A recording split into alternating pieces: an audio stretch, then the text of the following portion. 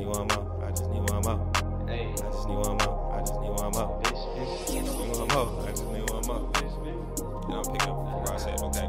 Like the blunt, my nigga.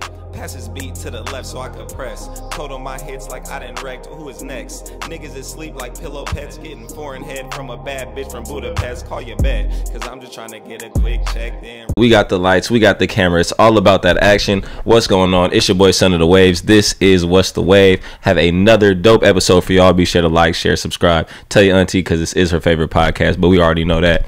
But without further ado, we got a very special guest in the building. A talented individual that goes by the name of Alexandra The Author. Yeah. Yes, welcome to the studio. What's Thank you for coming in. Thank you for having me. Absolutely. Yes. Thank you for pulling up. Like you said, it's been crazy traffic on the way out here, dealing with that Bay Area traffic. Yeah, for sure. So appreciate the effort of getting out here. So I definitely want to take advantage of the time that we have you. So let's get into kind of the interview overall.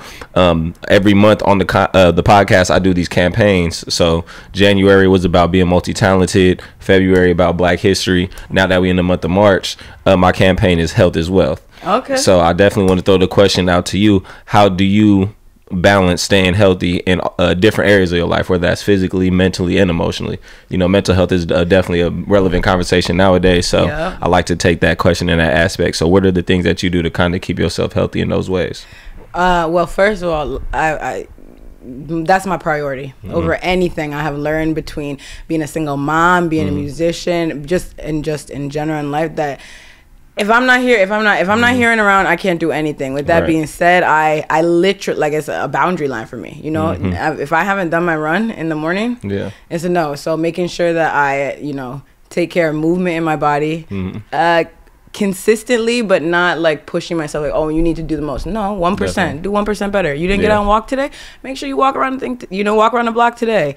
I'm very intentional about my gut too. Nice. So, you know, in terms of like that, I think that my space, you know, keeping I'll be looking at my space. I'm like, okay, all right, you feeling a little crazy right now? You got like a whole bunch of clothes on the floor right now. You looking crazy. Sure, so I'm like, okay, space cool. Organized and the nice space and tidy, is this and that. And then it just kind of like leaned, you know, I did this with like lots of practice. It took me figuring out the balance to be like, okay, I need to, it's my gut. It's my house. It's a space. But, and so it's not even so much I don't balance it. I make it like just a priority of like this has to happen for me to be functional, and that leads into my mental health. I mean, the whole thing does, you know, the whole making sure my food is good, making sure like, yo, you cranky today? Oh, you didn't get sleep, or being able to like to check myself so I know, hey, don't go in these spaces, don't do this today, don't interact. Tell everybody it's on D&D because of that, and then like definitely it all rose within my music, like the whole thing about it, like mental health or just in general, or taking care of yourself and making sure you're okay. That's always been a natural. It's a lifestyle. Yeah, that's just like a natural thing, you know, like right there. Yeah, for sure. No, that's good to hear. Yeah, I know it's definitely an emphasis, especially nowadays. Even though sometimes being as young as we are, just like remember to take care of yourself, take care of your body for the long run, for sure. You know, something we're not very mindful of that we need to be. So can't be here to put in the work if you're not here. I'm saying, yeah, no, real talk. So let's get into some of the music that you have been putting out lately. I believe your last music video, Talking Shit, I believe. Yes. Give me just put back the curtain and see what was the thought process just behind that song and the visuals that you wanted to put out with it. So the song Talking Shit actually came out in like 2022. And I have been big on like no visuals for like a really long time, just because I never saw that creative part, right? Like the song, I can sing the song in the picture and I can build that up, but just in terms of actually making the video itself, I've always been like, I want people to hear me, to see me type thing. And I always felt like my appearance or just who I was would block, would you know, cut some openness, you know, don't pay attention to it. And the song is funny because like the song originally like got rooted out in writing for me because it was on some bullshit. It was like some motherfucker like it was like I was very like already in my feelings. I can't remember. It's like somebody I was like kind of dating and they just like didn't hit me back after something, you know, and I was like, well, you know, like I'm just going to talk my shit. And I sat down at the piano, and it was like because that spark, the song wasn't about homie, you know, but it was because like, oh, you going to do this? So now I'm going to talk. Yeah, it got me like a, go ahead and talk your shit. And actually it's the first time that I wrote a song with with like swear words in, and I was super hesitant about it. Not that like, you know, you see me on the regular, yeah, I swear it is what it is, but there's something when I started writing music that I wanted to make it so intentional that there was no reason that you couldn't not listen to it based off like who you were, any age range, you know, there was no hold on it, you know, it was just like, damn, that's deep, you know, like, for sure. And so it was also really hard for me to like bring it to light and be like, this is a real part of me that I'm like bringing to light. Because I'm about to just be out here talking shit. And even my son was like, Mom, can you just be like talking instead? And I tried that for a while, but I was like, no, that's the point. That's the point of the song, is that you should talk your shit, you know, that's your truth, whatever that is for you, you know. Don't hold other people's feelings or emotions on it, you know. You gotta talk your shit. And then the visuals were just my good friend Alwa Gordon. He's like one of my best friends. He's a producer. He has his own music, and he does a bunch of stuff. And he's just super, I think also because we work together on a lot of music, but also he's like one of my best friends. It's very easy for him to like hold the camera, and it's just you talking. It's really just talking to somebody who already knows your face, you know, who just like, you know, you can make weird shit. It's really, a lot more simple. And that the visuals on that's all his magic. He was just like, show up, be there at this time, and he usually picks just like, we already know where I'm going. He'll be like, I'm picking this location, and then I mean, he just did that. He just did that. Just putting in the work on that side. You feel me, on the content side, makes it a lot easier for you for sure. So it just rolled together really nicely in the timing of it. I love it. I love to hear it. Okay, shout out to Talk This Shit. I'm about to say, nice visual, nice song for sure. Thank you. If you could, I love asking musicians who come on and artists this. How would you describe yourself? Just as an artist, you know, like, of course, everybody has their own labels that they could put you on, or, you know, some people don't want to be put in a box with certain labels that get put on them. So I love asking the artists themselves, how would you label yourself? Like, maybe what kind of vibe do you like to present, or what kind of music do you like to make? Is there anything in particular like that you feel stands strong with you? I feel like instantly off the bat, I always said I'm raw and I'm real. Got you. And you might, and I would tell people all the time, like, you might not like it, but there's no way you won't feel it. Yeah. You know, that is me to a T. It's going to be raw. It's going to be stripped down. I love all the effects of everything that can happen, but I'm very much on like, just keep it genuine, no filter. Almost I wouldn't even be playing the piano if I just thought that I could just be out here just singing a cappella all the time, and it just very raw, very real. I'm gonna tell you like what it is at all expense and cost. Okay, I like that. And it seems like you do like to perform a lot while playing the piano. How is that?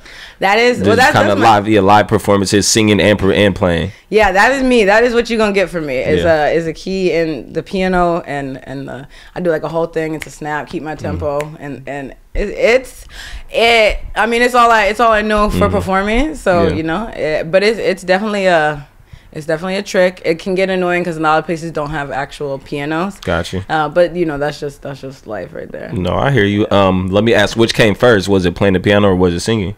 It was singing. I taught myself how to play the piano based off my singing voice. Really? I pitched myself. Yeah. Wow. I don't read music. Got you. It was definitely singing. Yeah, 100%. There was like a point where I had left New York, left my son's father, and I was here with my baby. It was just me and him. And I was big. I was like 310 pounds, and I had actually torn my ACL. Oh no. And it was like the only time as like a single mom, I was like, okay, I don't have to work right now, and I'm getting disability checks. So I actually went back to school thinking like, okay, this is the time to utilize, you know, this, you know, responsibly. And every time I went to go to class, I would just be like, I'm gonna step in this practice room. But that step in ended up being like 6 hours a day, and then I would just be like super hyper focused because I was trying to just pluck. I'd be like and I would just pluck and like key it out for hours. I was just super hyper focused, and that ended up in like, I was like 3 months and 64 songs, and that's crazy. And that's when I was like, okay, like I could do this. I think I might need to tell my parents like school right now is not the focus, because I'm definitely on. But yeah, it was definitely singing to the ear. Gotcha. And floating that way. I like that. Okay. Kind of different approach to that question as well. With your style and kind of the lane that you found with your sound, who do you feel like you make music for?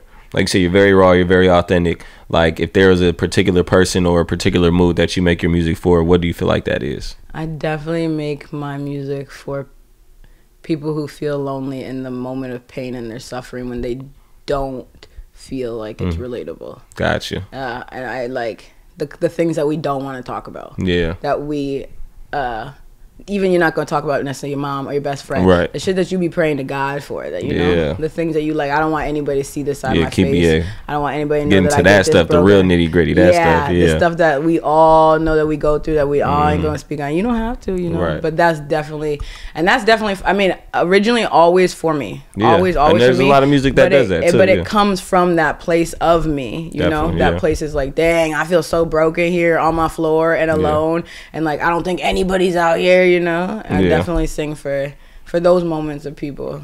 It makes sense. No, I'm about to say it because music, as I've gotten older, I never was big on slapping like music for my mood. But now that I've gotten older, I definitely do that now. Like if I'm in a certain type of mood, I gravitate to certain artists or certain albums. So I hear you on that one for sure. Okay, I like that.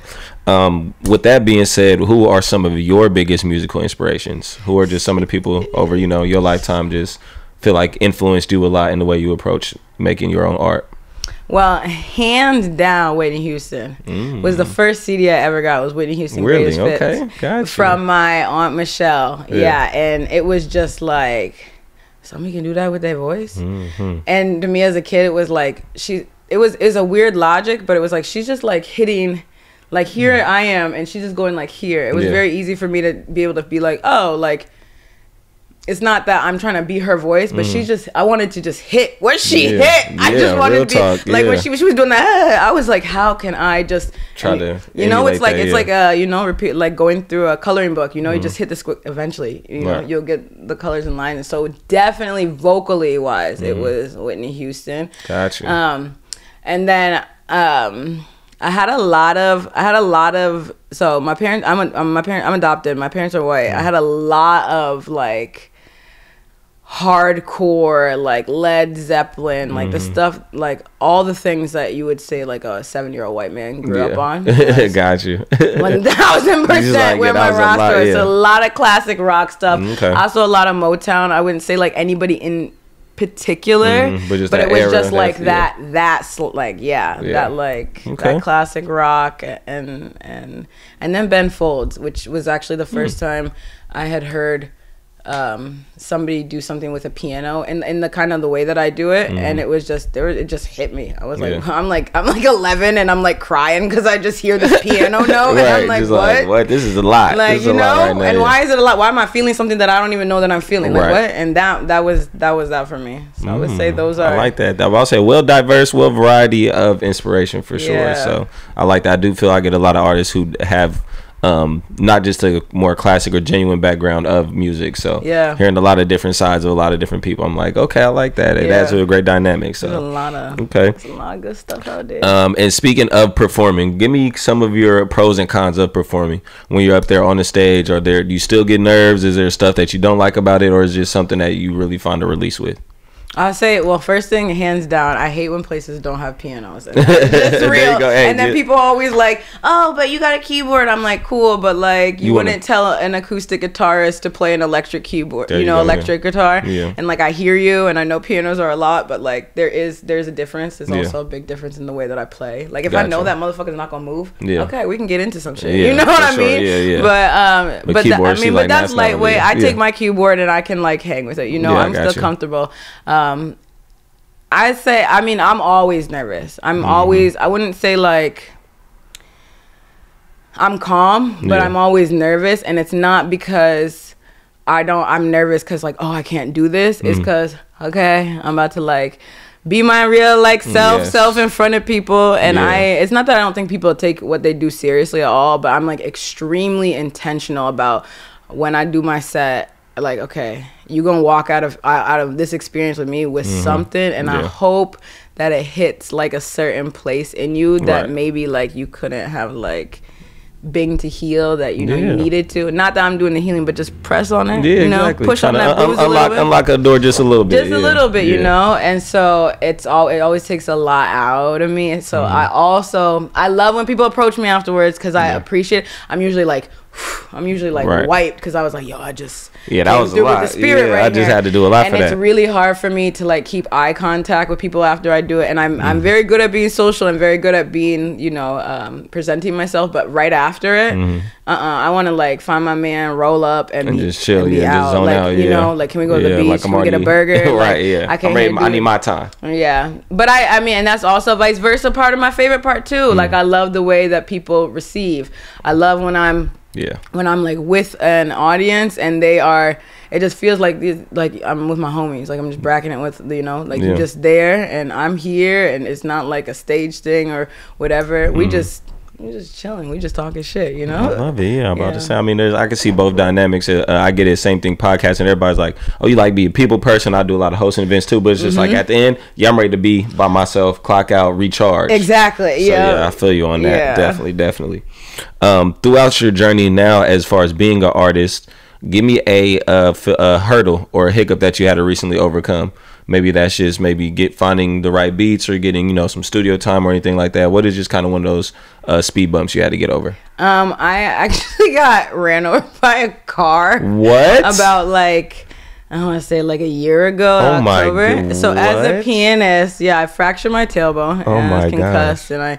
And I busted my leg up and everything. Oh my goodness. Sorry to hear that. We back. Yeah. What? Yeah, come on. Yeah, for sure. Yeah, come on. We took that hurdle. But I would say, so for the past, like, I'm right on it now. Like, I'm on it now as of like come January, because for the past like year I could like barely sit my ass at a piano. Like, it was painful. And that just was like, okay, I'm not doing this anymore, you know, because it was not only like, I mean, it was physically painful, you know, like I would even try to like stand up and practice and it was just like the pressure of it or what, it just wasn't happening. And that was beyond discouraging. And then I just stopped playing. I mean, I put like my piano underneath my bed and there was a point where that makes sense. It wasn't even out. It's too much. And I was just like, don't. And then I started doing a lot. I mean, I never really stopped, you know. I was doing like some hooks here and there for a friend. Maybe they had shows, but I was not. I like regained a bunch of weight. I had to like do the physical therapy thing. I like lost all like my actual like body, like muscle that I had built prior. I was just like, oh, we got to take care. We got to take care of you. And so that was, so that past like year was definitely the biggest hurdle that I've encountered, and it did stop things like me writing and me like kind of tapping in my own. And I'm actually like just trying to re-peak that now from that. I'm just on I'm on the front flip back from the comeback like right now. Okay. So I got you. And then on the other side of the coin, give me a feel-good moment then that you've experienced recently, or a small victory that you just had that maybe not the casual fan or somebody just following you on Instagram might know about. Well, I have to shout out my biggest victory that just happened, because I threw a all-black lineup show at Woodhouse Brewery. Nice. Congratulations on that. I have a company called So Good Entertainment where I manage artists and we, you know, host a bunch of things and put on events you can hire us. But I had worked with Woodhouse before, and they have hosted a bunch of things, and I was kind of like talking some shit to them because I was like, oh, it's crazy. Y'all do y'all thing, but like, is you doing anything specifically for Black History Month, especially in a town where Santa Cruz, where there's like what are we, like 2%, not even, and I'm from and I'm from New York, and I feel like there's like a lot of culture vulture stuff, whatever, you know, see a problem, fix it, you know. And even for my son, so I was like, I'm gonna bring hella motherfuckers out, like, you know, from the Bay. I've worked with a bunch of artists, so we had Unlearn the World headline it, and he had just come off of his tour. Nice. And we had some dope artists, KB the Jug from San Jose. We had Devin from San Jose, All Gordon, QE DJ Flows. Nice. Shout out. Hell yeah. Joanna Burrows, her stage named Mermaid in the Bathtub, did like some kind of like soul folk, like it was different. Crazy, it was dope. And then we had Lyrical Eye open up the whole thing and just like poetry slam about like Malcolm X and Martin Luther King. Okay. And the best part about it is that it's a dominantly white held space, and you know, and it's the point is like, if you remove, you know, if you remove the stigma, you know, if you remove the stereotype of like, oh, this, I'm not gonna come to this because it's I hear the word rap or I hear the word hip hop, you're missing great artists. You're missing poetry. And that was such a beautiful thing to see. I mean, like 70-year-old like white guys were sitting there who were like pulling me to side, like, have you not? Yeah, of course I knew about this. But you are able to be here and receive it openly now. You let your stigma go, and now look at y'all following here, getting funky with it. You know, enjoying themselves like everybody beautiful. I think we had between like 100 and 125, 100, like 50 people in the whole thing. It was about 3 hours. It exceeded my expectations. Hell yeah. And it was just diverse. I mean, every artist told me that they felt like welcome to be themselves. Nice. I've heard from a lot of Black artists or people who come into Santa Cruz that they don't necessarily feel accepted or feel like it's safe for them to be them, you know, to say what they need to be able to say. And it's like, no, you can get up on the stage, you can say nigga if you need to say nigga. Don't feel like, you know. And so just to have the receive from artists too, that they felt like they could come and do their artistry openly and that people received it openly. And it was a win-win. Just beautiful. Win-win. I love that. Okay, for sure. And let me ask, what's next? What do you feel like is coming next within the next year of 2024 and the next couple months, maybe from now to the summertime? Like you said, we just got out of daylight savings and stuff like that. So what can we expect the people watching from Alexandra the Author? So what I was just talking about Sunday, that was called Soul Good Sunday. So we kicked that off, and that is launched the last Sunday of every month. Gotcha. They're not always in the same location. We have one in June in Oakland. But I'm just pulling. So anybody watching this, you know, if you're an artist, you know, hit me up on that too. If you just want to come play at one of these shows, because I hold the roster to be like 8 to 10 performers. Nice.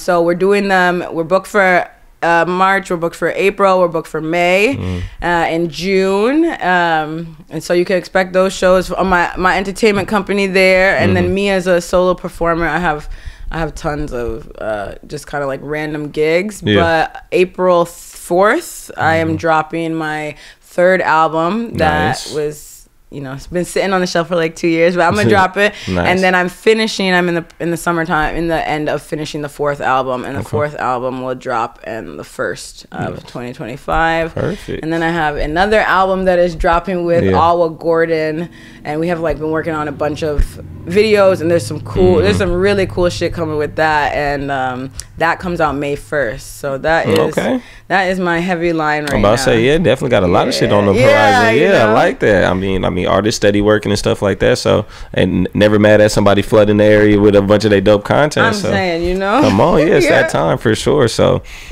well, thank you for that. I'm gonna leave that there for the What's the Wave with you. Thank you for letting me kind of get to know the artists behind the music and stuff like that. So, this next segment, like I said, is called the Rapid Wave segment. I'm gonna just hit you with some questions, whether you like this or that. Just answer with your genuine, honest answer. If you got to think on it, take your time. No worries. So, what you more a fan of, ketchup or ranch? Ranch person. Okay, I got you. Same. What do you like more, vampires or werewolves? Vampires. Really? Yeah, vampire. Okay, got you. I'm a big superhero nerd, so Batman or Superman? Oh, Batman. Like that. With the whip. I got the Batmobile right there. You know, so right there, for sure. The bike heavy. What? Yeah, definitely. The layer. Let me ask, Skittles or Starburst? Oh, Starburst. Fruit chews. I feel you on that one. If you about to head out for something to eat, would you rather go to a steakhouse or go get some seafood? Steakhouse. Yeah. They gonna have seafood there. My man finna be happy. There you go. I'm about to say they do. Usually have both for sure. Yeah. One of my favorite types of movies are heist movies. So I love asking people, like, what would your role be in a heist? Would you be getaway driver, the mastermind, the hacker, what person would you be? Kind of what role would you have? I think I'll be the mastermind. Yeah. I think I'm laying the plan. Okay. Yeah. Because you definitely don't want me getting. I'm not. No. She said no. She's like, I just want to detail it out and tell y'all where to go. Exactly. That's me, the organizer, the coordinator. You know? I feel you on that one. I feel like I get that one. We all lawyered up too. I get that answer a lot for sure. Yeah. I'm a big sports fan as well. If you could have went professional in any sport, what sport would it have been? Baseball, really? Yeah. I say softball, but they don't take us to the top. I played softball for 13 years. Got you. So that was your sport, yeah. That was my sport. Got you. So she's like, I'm going pro in baseball. Man, all day. I hear you. Next one, give me your dream car if you have one. It could be real. It could be a movie car. It could be a hovercraft. It could be something that doesn't exist. What is your dream car? To be honest, my dream car is actually like a 94 green Toyota. What are they called? A 4Runner. Really? Yes. And this has like sentiment. I had one growing up. It wasn't green, it was silver. My dad had one. Okay. There's just some deep sentiment in it. But I want one like, you know, all low miles, like we taking this baby, because Toyotas run forever. But that and it's accessible, it's there, but that is definitely it, just to have just OG Forerunner. Yeah, and then let me just deck it out, you know, a little on the inside, you know, have my shit, you know. Okay, I got you. She said I got to keep it real sentimental. I mean, we got to be able to look good when we going out, and we got to be able to, you know, hit the back roads, you know, and foreigners do that. I like that. Okay, so I have to structure this question like this. I hate to say it, but you just got sentenced to death. What is your electric chair meal, or the last thing you gonna eat before you leave Earth?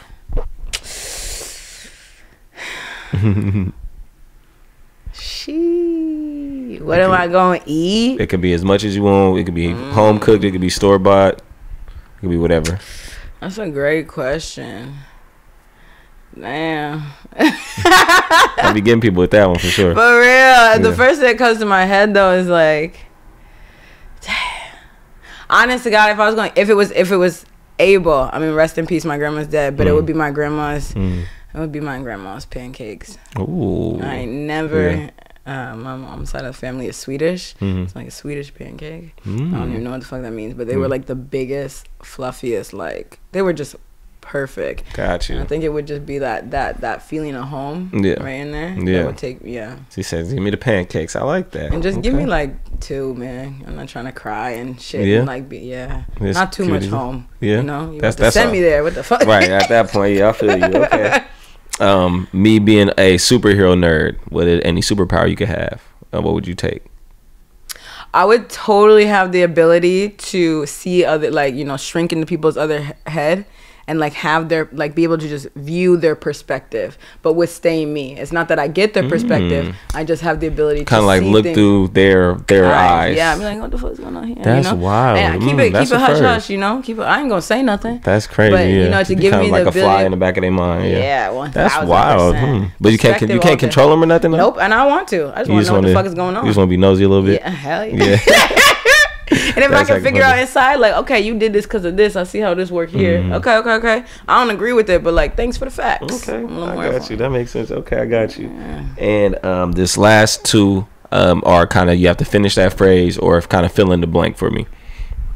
So there are 2 types of people in the world, blank or blank. You can fill those in. Dumb and Dumber. I ain't mad at that. I like that one. There are 2 types of people in this world, Dumber and Dumber. Okay, I like that. And the last one, you could tell a lot about a person by the way that they blank. Walk. That's the second time I've heard that too. I like that one. That one, no, right there. You can tell a lot about a person by the way that they walk. This is true. Way they walk, the way that they talk, the way they cock their head. Yeah, this is true. What's going on with you? What's going on? The way they smell, like, you know. This is true. So.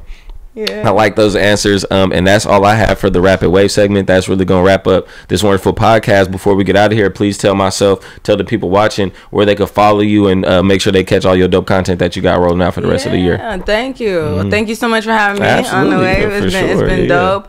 You can find me on Instagram, Alexandra The Author. You can find all my music on all streaming platforms under Alexandra The Author. But you can also find the links on my Instagram, and then I also have another page, which is my personal page, which has a little more fun stuff than my artist page, and that's Snuffleupagus. And then all the links for my music are there as well. You can find me on YouTube. And then for the Soul Good Entertainment, if you're an artist and you're interested in being booked or whatever you just want to see it about, that is Soul Good Entertainment with a _, right after it. That's where you can find my stuff. Beautiful. Yes, thank you again for pulling up and taking some time out your day to come. Like I said, let us pick your brain and get to show y'all off today on What's the Wave.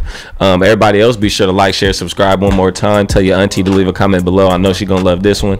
But other than that, it's been another great episode of What's the Wave, and we will see y'all next week. Woo! Yes.